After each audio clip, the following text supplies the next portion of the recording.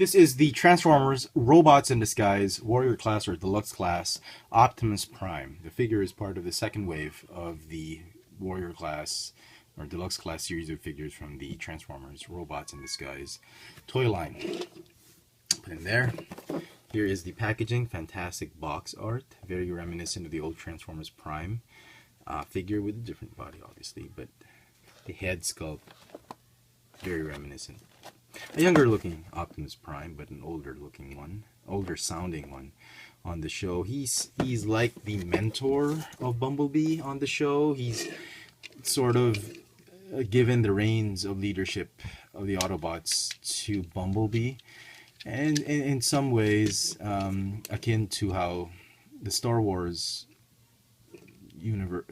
stories were. Like, there's a master and an apprentice, and the apprentice has now become a master, and Optimus Prime has seen his apprentice Bumblebee grow into a leader and a genuine Autobot leader on his own. Anyway, so here is the figure. He doesn't come with a gun. This is a gun I nicked off the Fall of Cybertron Deluxe Class Optimus Prime.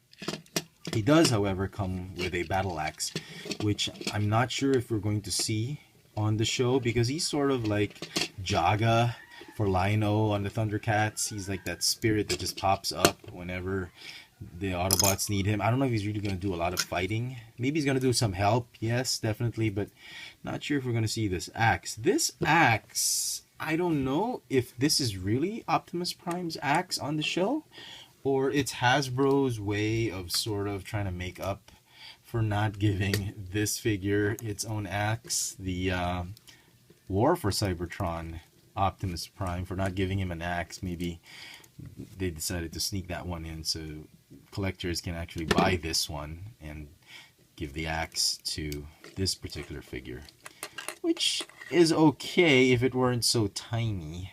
I mean, if it should have been a little bit bigger with more reddish, pinkish type of a hue, but it does look a lot like the axe that the War for Cybertron Optimus Prime had. So we're probably going to give him that, and we're going to give this guy his blaster. That I think looks a heck of a lot better.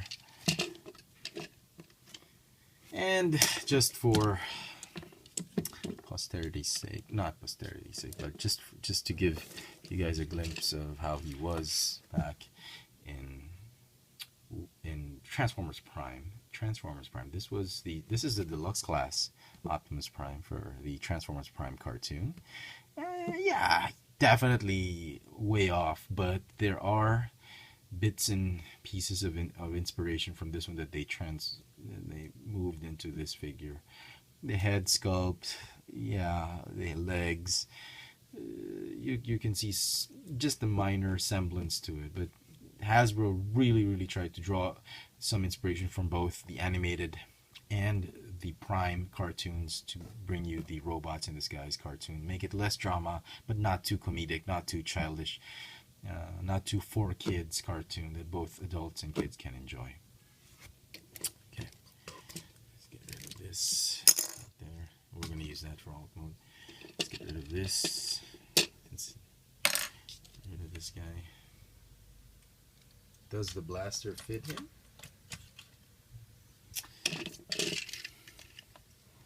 Apparently so. Oh, that looks good.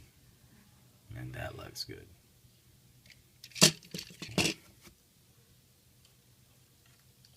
Okay.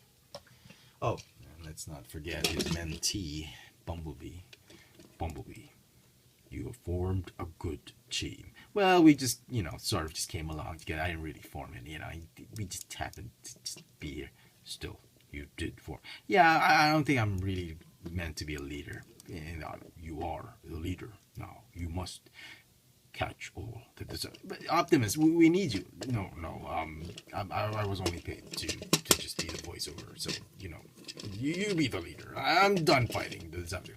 Oh, man. I'm kidding. That could have happened. I don't know. Maybe.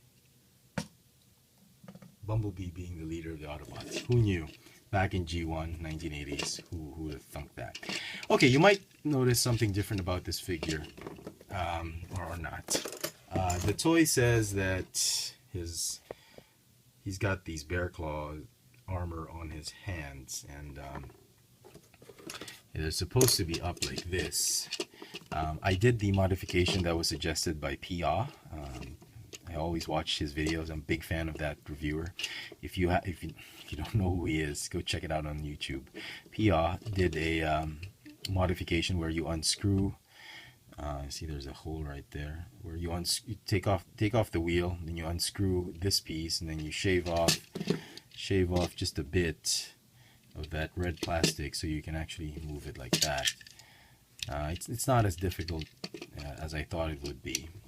If you're under 13 years old or you're not equipped to handle sharp objects, go ask your parents for advice. But Pia does a wonderful tutorial on how to do it, and it's actually very simple. And I was surprised I was able to do it. I'm not good. I'm not the type who customizes toys. And I do some occasional painting here and there, but I don't really mess around with the toys. But I was surprisingly able to do it with ease, both without breaking anything or not. So it looks a lot better this way, I think, holding his axe.